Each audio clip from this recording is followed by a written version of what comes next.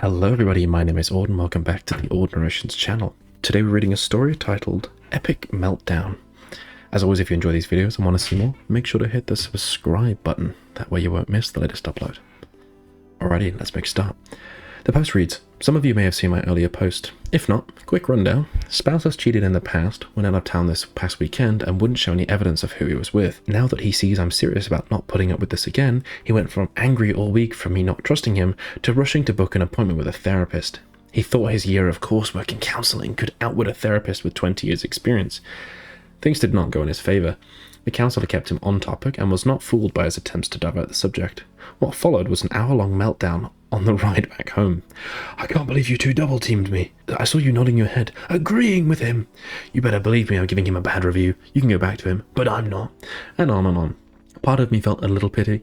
Part of me tried not to smile at the tantrum unfolding before me. But seriously, I chose this guy. I've read that things can get ugly. My hope is dwindling for an amicable parting. But at least I tried. Someone left a comment, quoting, at least I tried. And they write, a lot more than he deserved. To which someone replied saying, that's way more than I would have done. But good on you. Someone else left a comment saying, my dad was like this when mum finally decided to divorce him. Everyone was against him. His lawyer, her lawyer, court-appointed anger management therapist. What I saw was that it got worse before it got better. Hopefully you have a great support system.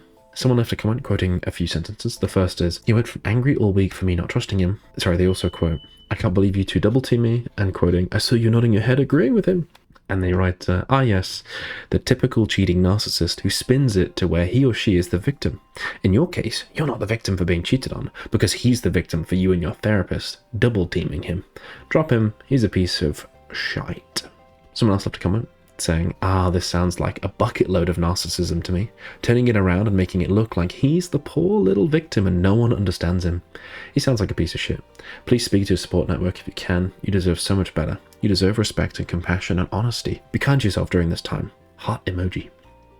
OP replied saying, the kind words I've received from you and other internet strangers has really helped me this past week.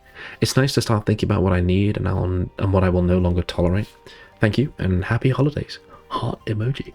Someone else left a comment saying, why are you even trying? He sounds like a complete idiot. OP replied saying, why did they censor idiot? OP replied saying, fair.